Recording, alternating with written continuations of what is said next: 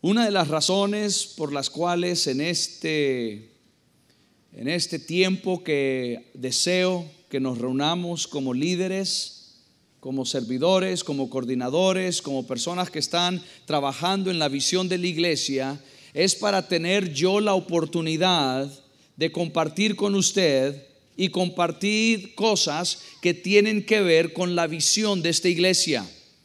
Y cada iglesia maravillosa aquí en nuestra capital y en nuestro país está haciendo un trabajo tremendo, alcanzando, llevando el mensaje de esperanza a los nicaragüenses. Pero aquí nosotros tenemos una visión en esta iglesia, y usted como líder, como servidor, como coordinador, como colaborador en el ministerio de Casa de Mi Gloria, usted debe de conocer qué es lo que nosotros creemos y por qué.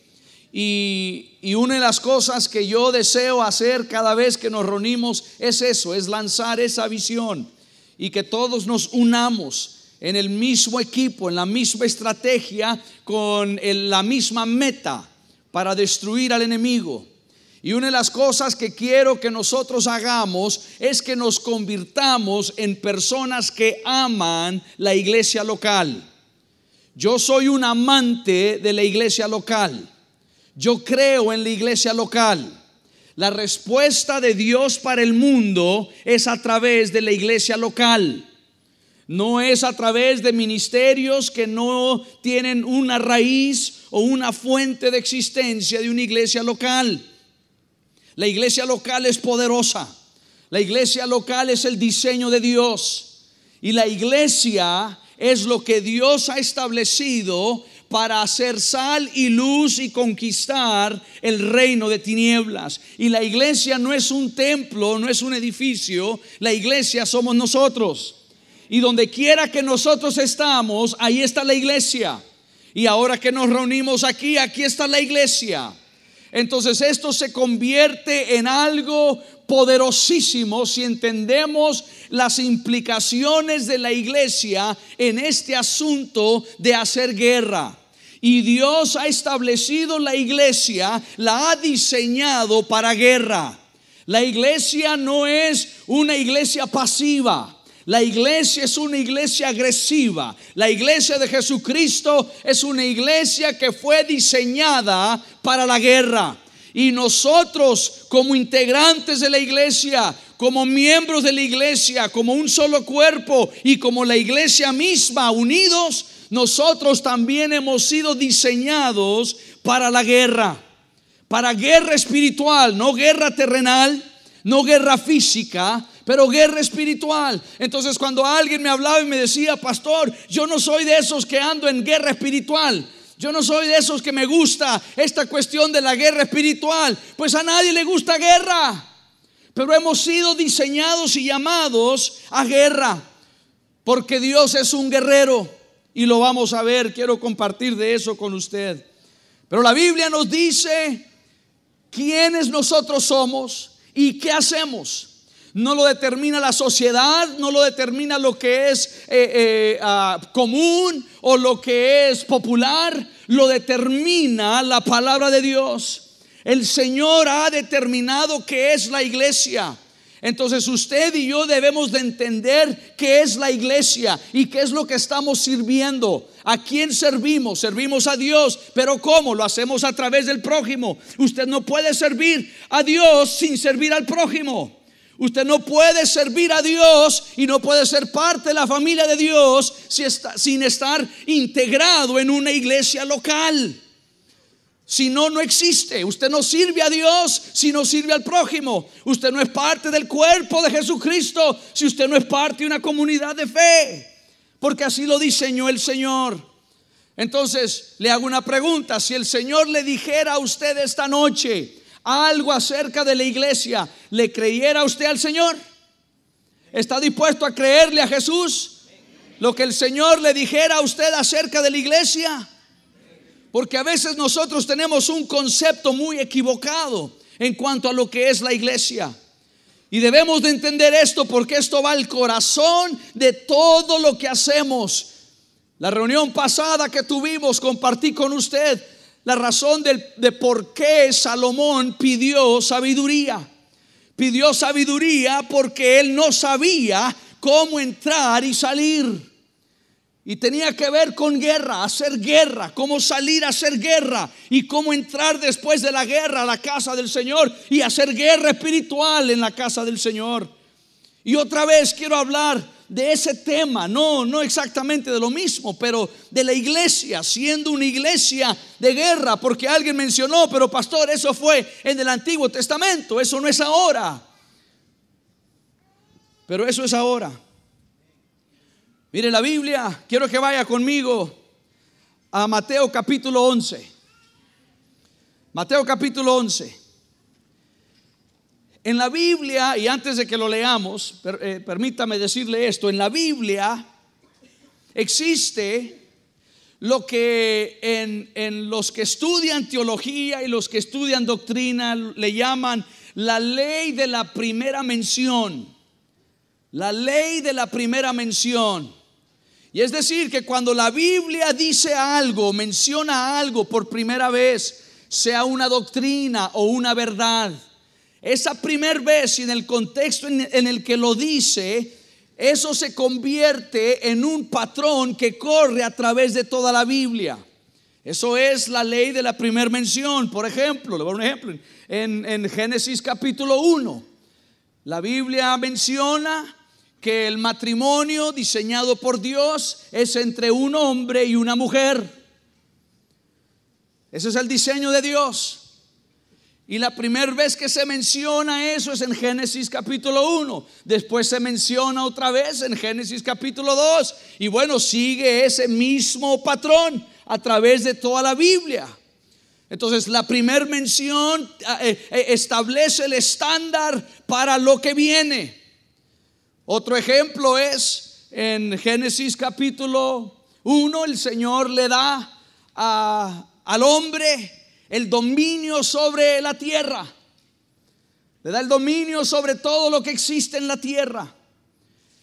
Y ese patrón corre a través de la Biblia. El hombre pierde su dominio a Satanás. Jesús viene, muere en la cruz para tomar nuevamente el dominio. Le da el dominio a la iglesia. Y es un patrón de la Biblia. Entonces, este principio de la ley de primer mención es algo muy importante. Y quiero compartir con usted algunas primeras menciones de la iglesia en la Biblia y lo que esto implica para nosotros.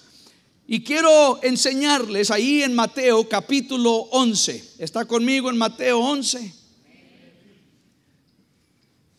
Aquí tenemos la primera mención del primer hombre en la iglesia.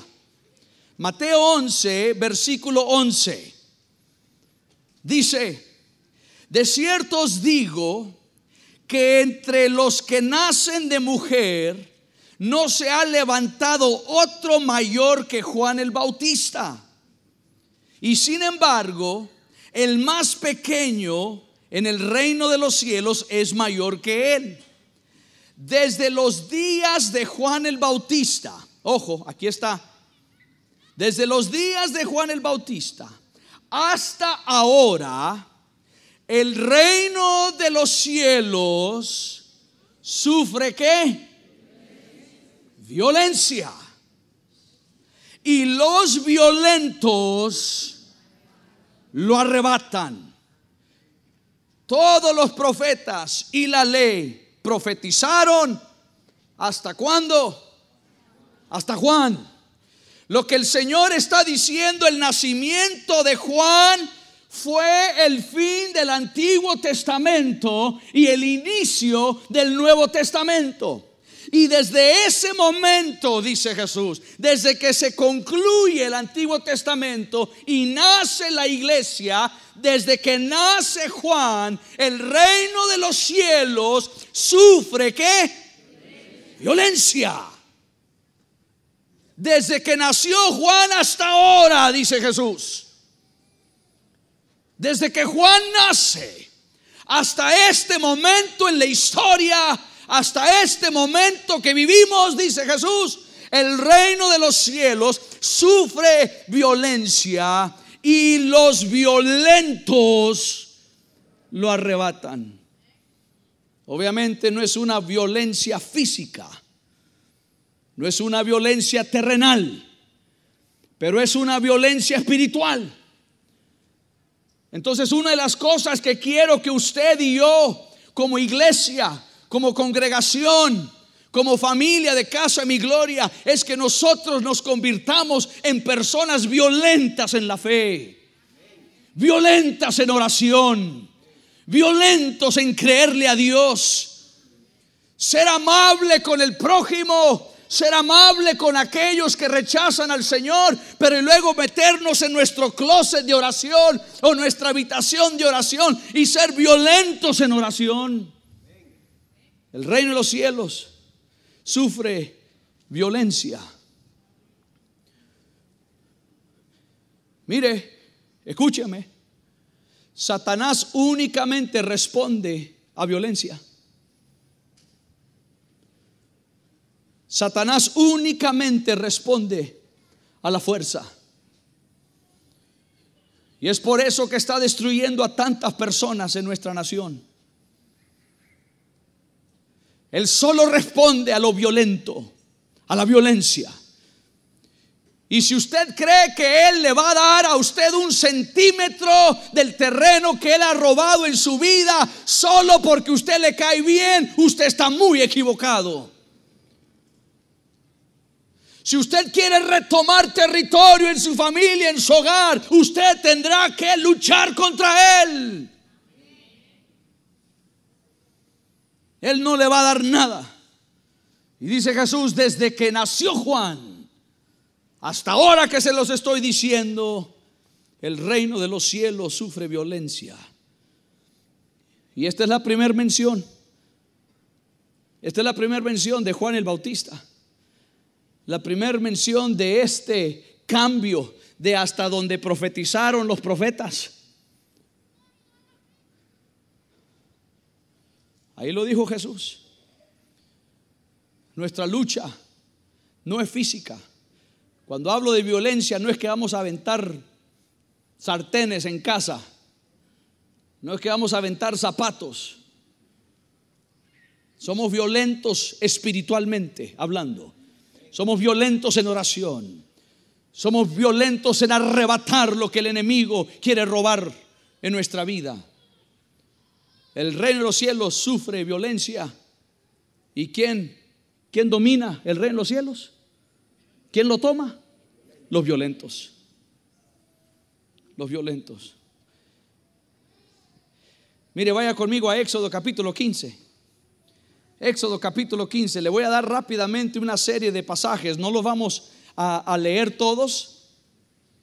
Se los quiero citar y puede que los lea yo rápidamente, pero este sí quiero que lo vea. Éxodo capítulo 15, versículo 3.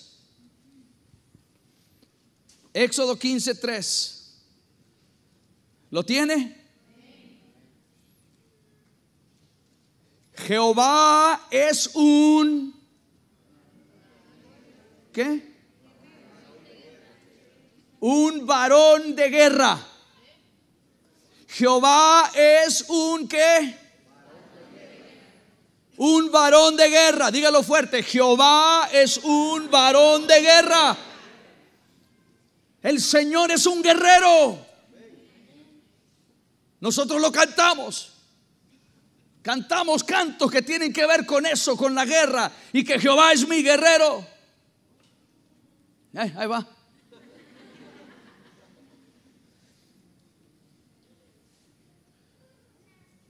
Y como Él no cambia, usted, sí, pastor, pero eso es en Éxodo. Como Él es el mismo ayer, hoy y para siempre. Si Él ayer fue guerrero, hoy es guerrero y mañana será guerrero. Jehová es hombre de guerra, varón de guerra. Jehová es guerrero.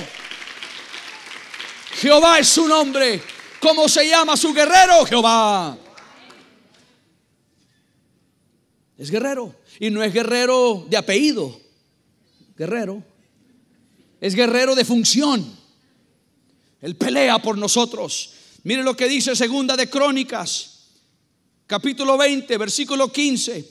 Y dijo: oíd todo Judá y vosotros habitantes de Jerusalén, tú rey Josafat, Jehová os dice así: no temáis ni os amedrentéis delante de esta multitud tan grande, porque no es vuestra guerra, sino la de Dios. No es suya, no es una guerra terrenal, es una guerra espiritual. Y el que va al frente de esta guerra, de esta batalla, es Dios. Por eso hemos sido diseñados para guerra. La iglesia ha sido diseñada para guerra. Y todo integrante de la iglesia, porque nosotros somos la iglesia, hemos sido diseñados para guerra. Pero no con bombas físicas, no con armas físicas. Mire lo que dice Salmo 144, versículo 1. Salmo 144, 1. Bendito sea Jehová mi roca, quien adiestra mis manos para la batalla y mis dedos para la guerra. Dios me prepara, Dios me fortalece para luchar, para pelear. Segunda de Corintios, no lo busque, solo anótelo si está tomando notas. Segunda de Corintios, capítulo 10, versículos 3 al 6. Dice: aunque andamos en la carne, no militamos según la carne, porque las armas de nuestra milicia no son carnales, sino poderosas en Dios para la destrucción de fortalezas. Usted quiere destruir fortalezas en su vida, usted necesita la armadura de Dios. Y luego sigue diciendo: derribando argumentos y toda altivez que se levanta contra el conocimiento de Dios, y llevando cautivo todo pensamiento a la obediencia de Cristo, y estando pronto a castigar toda desobediencia cuando vuestra obediencia sea perfecta. Y bueno, sabemos lo que dice Efesios 6, versículo 10. Por lo demás, hermanos míos, fortaleceos en el Señor y en su fuerza poderosa. Vestíos en toda la armadura de Dios, para que podáis estar firme contra las acechanzas del diablo. Es por eso que la iglesia es diseñada para guerra. Pero yo temo que muchas veces la iglesia moderna se ha acostumbrado mejor a promover, a predicar y a ensanchar un mensaje popular, a promover un mensaje suave, un mensaje no confrontativo. Y hacemos eso. Y porque hacemos eso y no vivimos en nuestra identidad, y no arrebatamos las almas de las puertas del infierno. No hacemos eso y por lo tanto no tenemos el poder de Dios y no tenemos la aprobación de la sociedad tampoco. Y vivimos como un pueblo derrotado.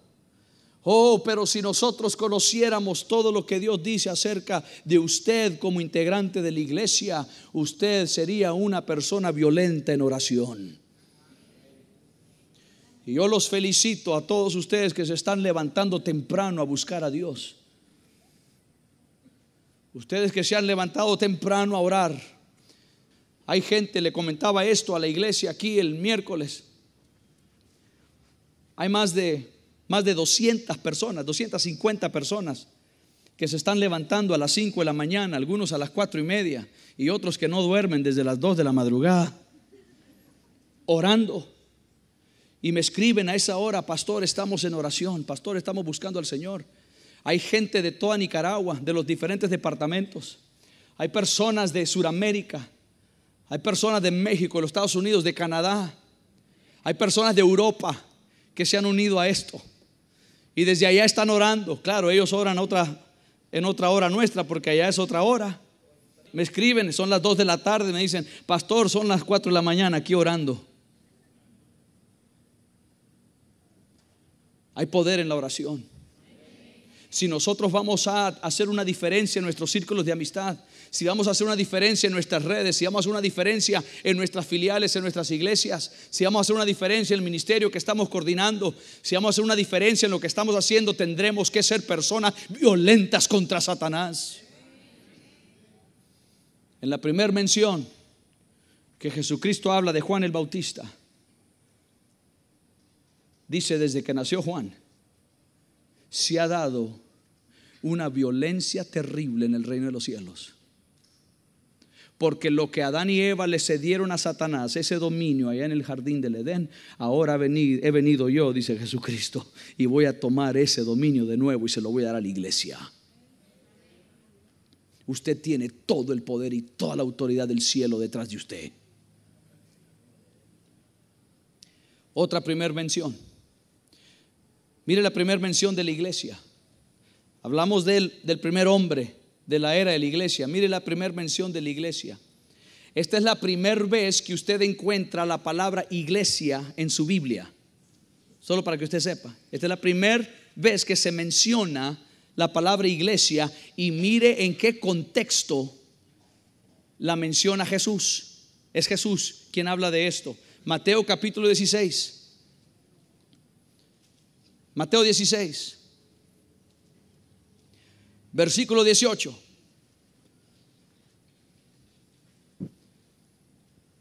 ¿Lo tiene? Mateo 16, 18. Y yo también te digo que tú eres Pedro, y sobre esta roca edificaré mi iglesia, y las puertas del Hades, las puertas del infierno, no la dominarán o no prevalecerán contra ella. Y a ti te daré las llaves del reino, las llaves del reino de los cielos. Todo lo que ates en la tierra será atado en los cielos, y todo lo que desates en la tierra será desatado en los cielos. Interesante que Jesús habla y dice: esta es mi iglesia, yo la voy a edificar, y las puertas del infierno no van a prevalecer contra ella. Y también es interesante que la primera vez que Jesús menciona la iglesia, también habla de las puertas del infierno. Y no asociamos esas dos cosas hoy en día. Hacemos de la iglesia algo que si me da tiempo llego, si no me da tiempo no llego, si estoy desocupado llego, si estoy ocupado no llego. Hemos convertido de la iglesia un club de cristianos, un club social de gente que se dice ser cristiana, y esa no es la iglesia. La iglesia está en medio de una guerra. Y la primera vez que Jesús habla de eso, habla de las puertas del infierno. ¿Y qué son puertas? Las puertas son un objeto estacionario. Están estáticas. La puerta no se mueve, la puerta se queda quieta. A ninguno de ustedes en ninguna ocasión lo ha perseguido una puerta. Entonces, si las puertas del infierno se oponen a la iglesia, quiere decir que es la iglesia que va en contra de esas puertas del enemigo, y no hay puerta que pueda resistir el poder de la iglesia. No hay puerta que pueda quedar de pie ante la iglesia. Ese es nuestro derecho divino como herencia. Las puertas no vienen contra la iglesia. Yo he escuchado eso: sí, es que las puertas del infierno están contra la iglesia. No. Las puertas son estáticas. Las puertas ahí están. Y es la iglesia que va contra las puertas. Vamos contra las puertas del infierno.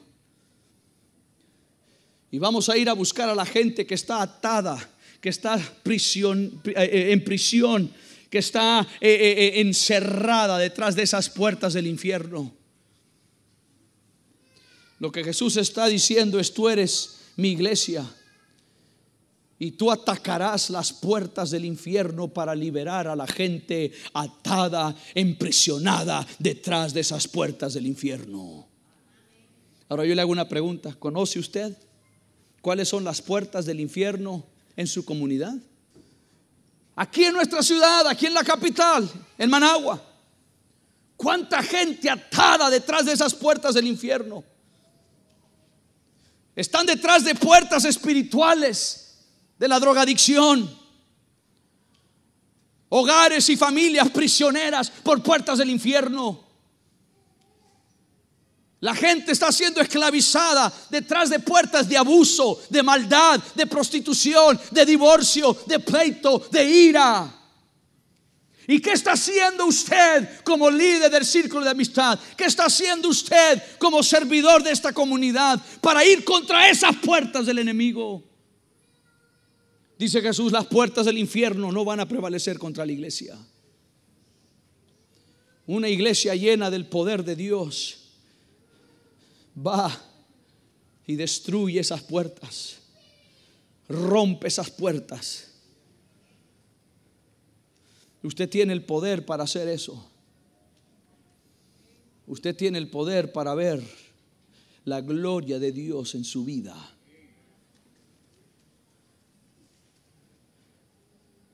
Pero vivimos en un mundo real, en un mundo donde el mundo espiritual es más real que la realidad de nuestro mundo físico.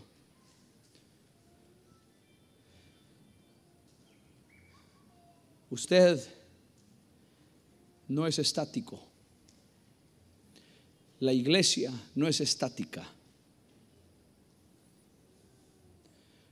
Toda la materia, el universo, o está creciendo, o está estática, o está muriendo.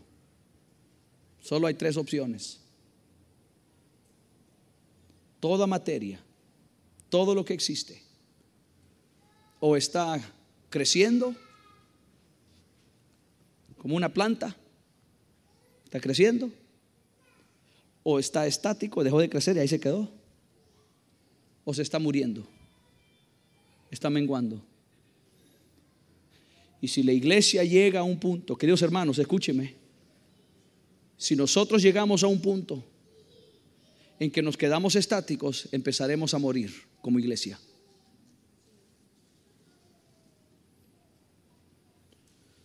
Yo no estoy conforme con tener 3 turnos dominicales.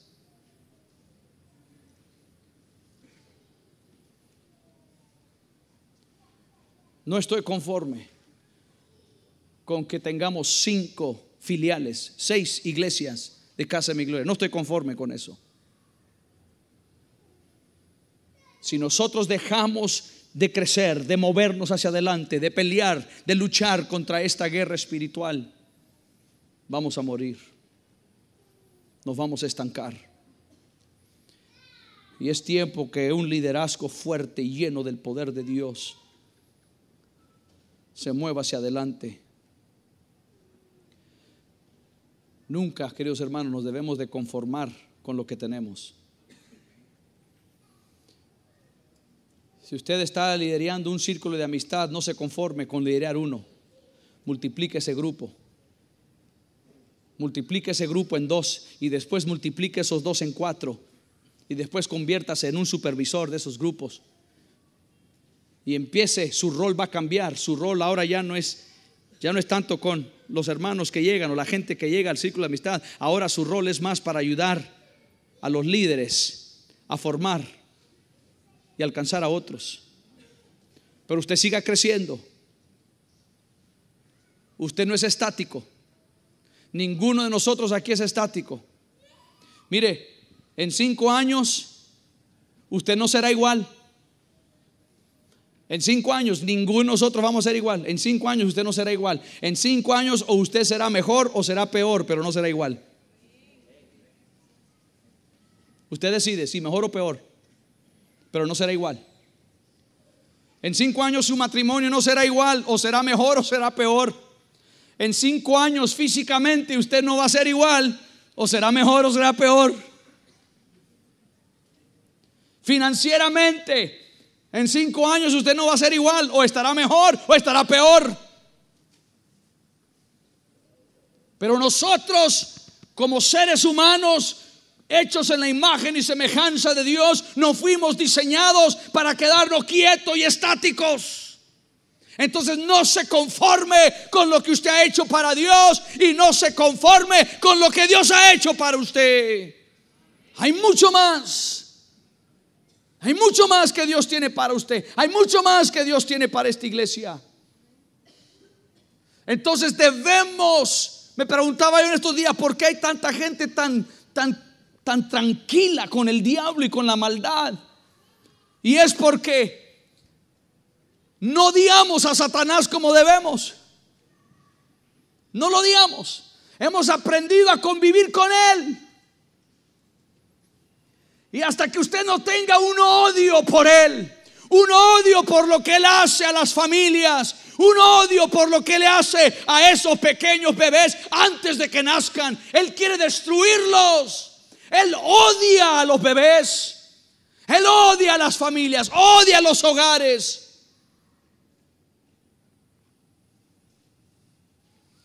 Él nos odia intensamente. Y muchos cristianos se han acomodado ya a no odiarlo. Lo soportan, pero no lo odian. Que Dios nos haga una iglesia que odia a Satanás y que odia la obra de Satanás en nuestra comunidad, en nuestros barrios. Debemos de odiar al diablo y querer más las almas que como el diablo las quiere. No las quiere porque las ama, las quiere porque las quiere conquistar. Y el que las quiera más, el que pelee más por ellas, es quien se las gana. Y yo no quiero que el enemigo gane un alma más de nuestros barrios, de nuestras comunidades, de las ciudades donde están las iglesias. No estoy dispuesto. Es por eso que estamos haciendo la campaña allá en Ticuantepe, todas las noches. Porque hay tanta gente en Ticuantepe que no conoce al Señor. El círculo de amistad que usted dirige, en el cual usted trabaja, existe por la gente. El círculo de amistad no existe para expandir la visión de Casa de Mi Gloria. El círculo de amistad en el cual usted sirve existe para alcanzar almas. Esa es la razón por la cual existe.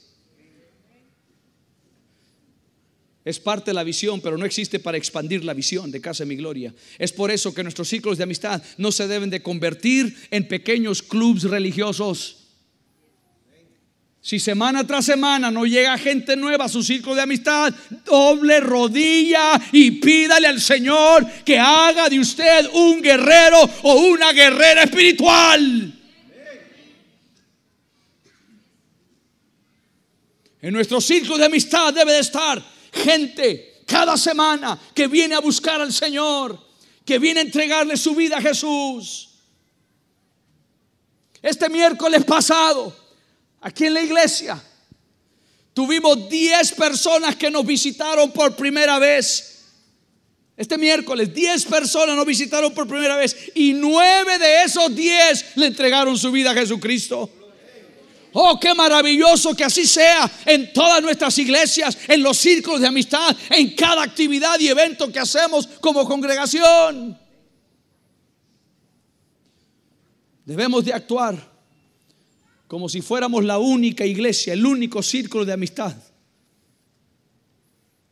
la única red, el único ministerio.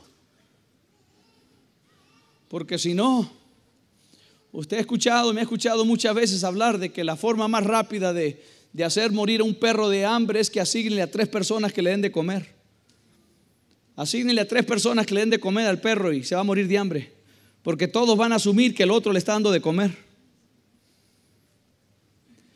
La forma más rápida para que Managua se vaya al infierno es que usted asuma que otras iglesias van a alcanzar a Managua. ¿Qué otras iglesias van a alcanzar a Diriamba? ¿Qué otras iglesias van a alcanzar a Ciudad Sandino, a Nindirí, a Esquipulas? Debemos de actuar como que somos los únicos. Y si otros los alcanzan, gloria a Dios, pero no vamos a dejar de alcanzarlos nosotros. ¿Cuáles son las puertas del infierno en su hogar? ¿Cuáles son las puertas del infierno en su familia? ¿Las conoce? Mira, hay gente que nunca ha pensado en esto. Y si usted nunca se ha detenido a pensar cuáles serán las puertas del infierno en mi descendencia, ¿cuáles puertas del infierno me han pasado a mí, mis antepasados?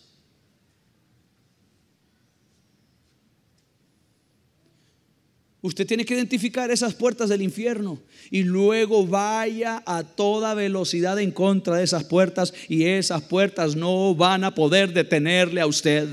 Mire, le hablé del primer hombre, la primera mención del hombre de la iglesia, la primera mención de la iglesia. Mire la primera mención de la misión de la iglesia. La primera mención de la misión de la iglesia, Lucas capítulo 10. Vaya conmigo a Lucas 10. Lucas 10. Otra vez estoy demostrándole a través de la Biblia que hemos sido diseñados para guerra espiritual, usted y yo como iglesia. Lucas capítulo 10, versículo 17. Lucas 10, 17. ¿Lo tiene? Regresaron los 70 con gozo diciendo: Señor, hasta los demonios se nos sujetan en tu nombre.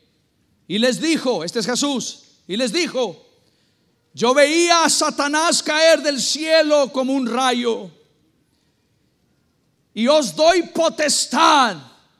Aquí la palabra literal significa: les doy derecho divino de gobernar. Les doy el derecho divino de gobernar. Les doy potestad de pisotear serpientes y escorpiones, y sobre toda fuerza del enemigo. ¿Sobre cuánta fuerza?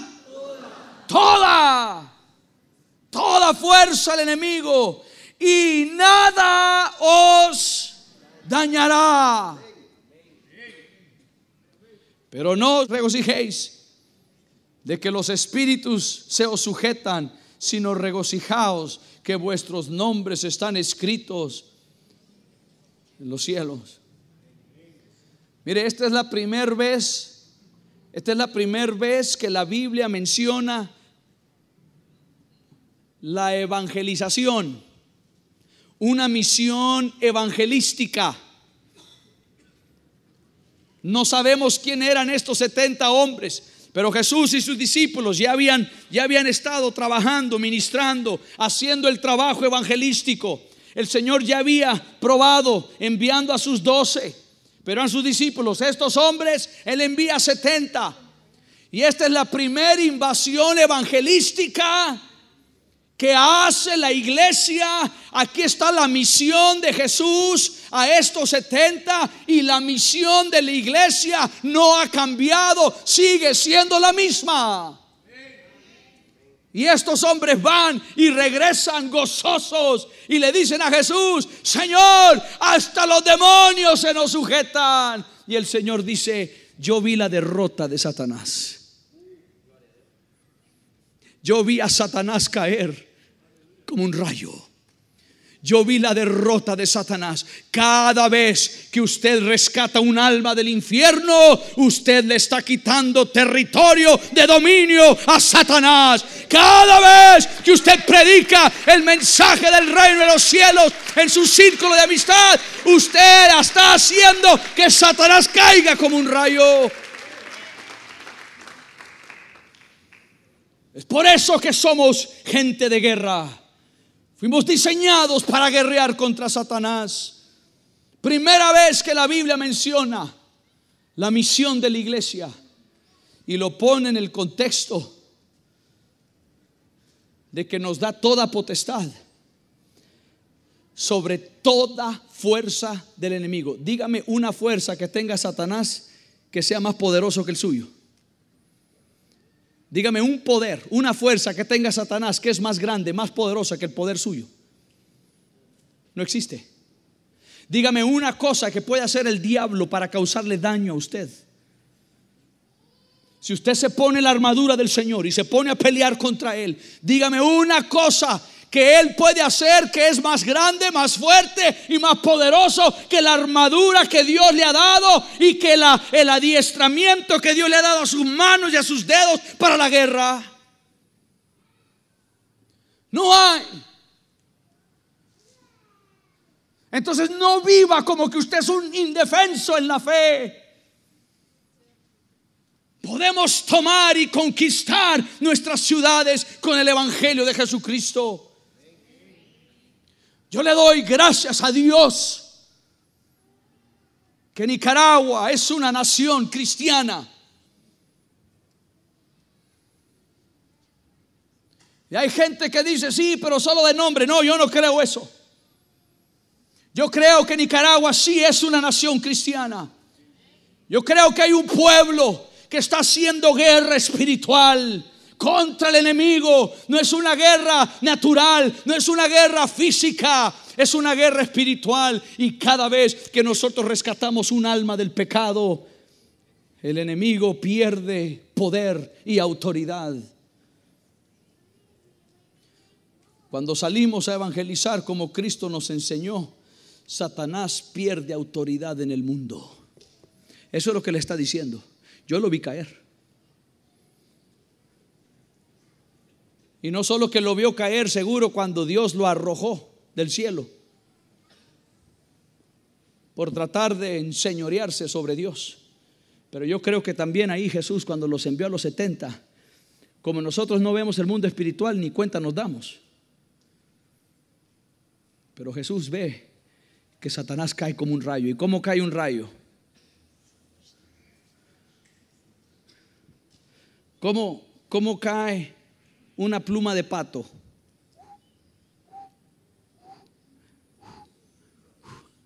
¿Cómo cae el rayo?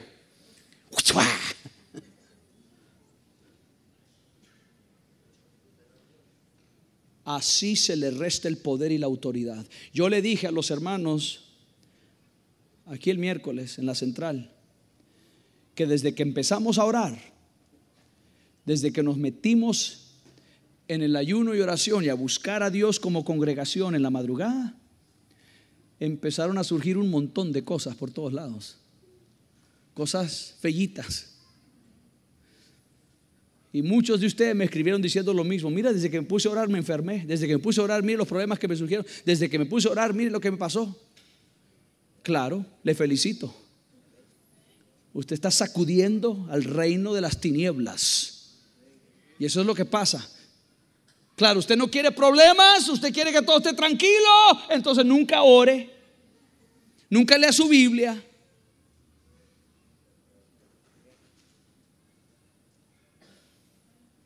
Pero usted quiere hacer guerra espiritual. El reino de los cielos sufre violencia y los violentos la arrebatan.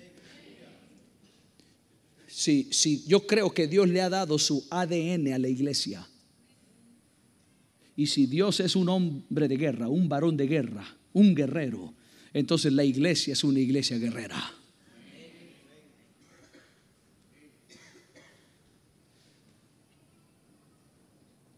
Somos la única fuerza en el mundo. Escuche, somos la única fuerza en el mundo que puede tener al diablo. No hay otra. No lo puede hacer el gobierno, no lo puede hacer una institución, no lo puede hacer una empresa. Los únicos que pueden detener a Satanás somos nosotros, la iglesia.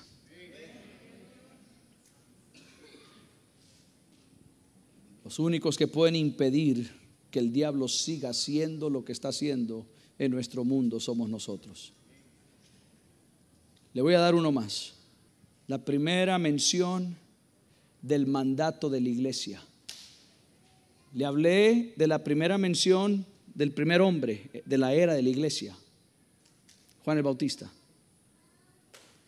Le hablé de la primera mención que Jesús hace de la iglesia. Y Jesús hizo esa mención también de Juan el Bautista. Le hablé de la primera mención de la misión de la iglesia. Ya veo un patrón aquí que todo tiene que ver con guerra. Ahora esta es la primera mención del mandato de la iglesia. Lucas 14. Vaya conmigo a Lucas 14.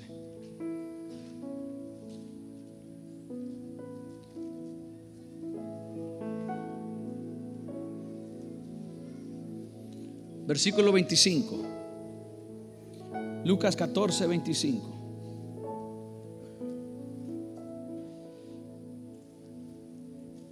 Ahora léalo conmigo, observe.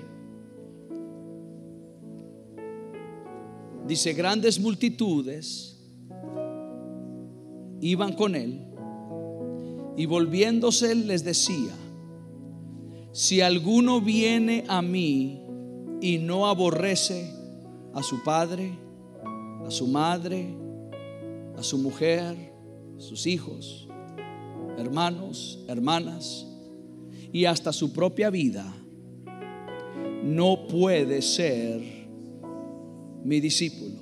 Ahora, antes de que sigamos, esto que Jesús está diciendo aquí, esta frase es una frase comparativa.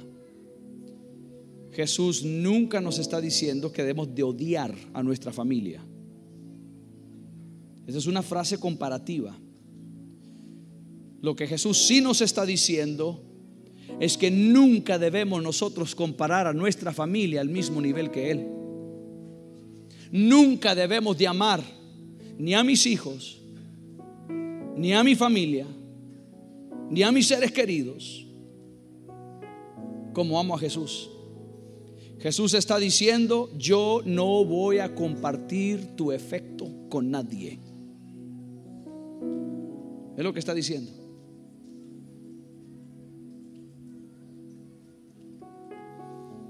Versículo 27. El que no lleva su cruz y viene en pos de mí, no puede ser mi discípulo. ¿Quién de vosotros, queriendo edificar una torre? Ahora, en el original es una torre militar. No se traduce al español, lamentablemente, pero es una torre militar. ¿Quién de vosotros, queriendo edificar una torre militar, no se sienta primero y calcula los gastos, a ver si tiene lo que necesita para acabarla? No sea que después que haya puesto el cimiento no pueda acabarla, y todos los que la ven comiencen a hacer burla de él, diciendo: este hombre comenzó a edificar y no pudo acabar. Versículo 31. ¿O qué rey al marchar a la guerra, ¿a la qué? A la guerra contra otro rey, no se sienta primero y considera si puede hacer frente con 10,000 al que vienen contra él 20,000? Y si no puede, cuando el otro está todavía lejos, le envía una embajada y le pide condiciones de paz. Así pues, cualquiera de vosotros que no renuncie a todo lo que posee, no puede ser mi discípulo. Jesús va caminando y se voltea y ve que hay un montón de gente que viene detrás de él. Y el Señor se detiene y dice: un momento. Ustedes no saben por qué me están siguiendo. Ustedes vienen en pos de mí por algunas otras cosas y no la razón verdadera por la cual me deben de seguir. Nosotros vamos a guerra, le está diciendo. Y si usted no ha hecho los cálculos de eso, si usted no ha visto las implicaciones espirituales en lo que usted se está metiendo, es por eso cuando alguien me dice: mire, pastor, yo no soy de esos de guerra espiritual. Es que yo no soy de esos de guerra espiritual. Entonces, ¿de qué eres? Si a lo que vamos es una guerra, si el varón de guerra va delante de nosotros, porque hay un enemigo que únicamente responde a través de la violencia. Usted nunca le va a decir algo dulce a Satanás para convencerlo. Si el enemigo le ha robado su paz, usted únicamente conseguirá su paz luchando y guerreando contra él. Si usted ha perdido a sus hijos, la única forma que los va a recuperar no es sobornando a Satanás.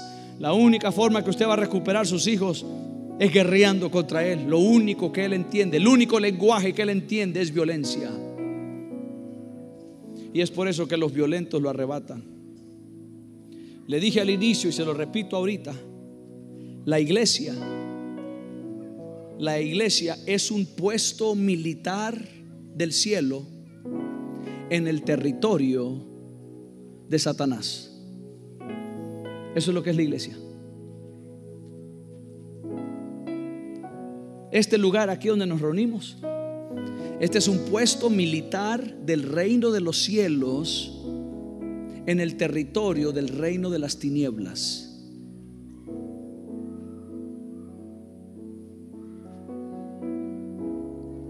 No somos de aquí.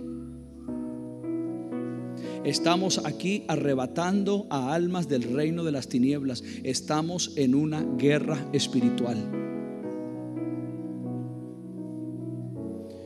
Usted me ha escuchado decirle: todo lo que hacemos aquí es 100% espiritual. Todo lo que hacemos aquí. Y es por eso que en este lugar nunca vamos a aceptar que se haga nada desde aquí arriba solo por relleno, para rellenar tiempo. No hay tal cosa en una batalla. No hay tal cosa en una guerra. Y lo terrible de esta guerra es que las implicaciones no son de vida o muerte física, son de vida o muerte eterna. Las implicaciones de esta guerra, Jesús dijo: no le temas a aquellos que pueden destruir tu vida, y después de la muerte física ya no pueden hacer nada más. Teme a aquel que no solo te quita la vida física, pero que también puede hacer que tu alma muera eternamente.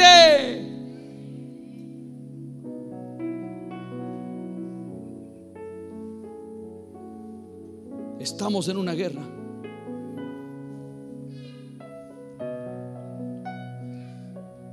La iglesia es el puesto militar del reino de los cielos en el territorio de Satanás. La iglesia es un puesto militar del cielo en el territorio de Satanás. Estamos en territorio enemigo. Estamos en territorio enemigo.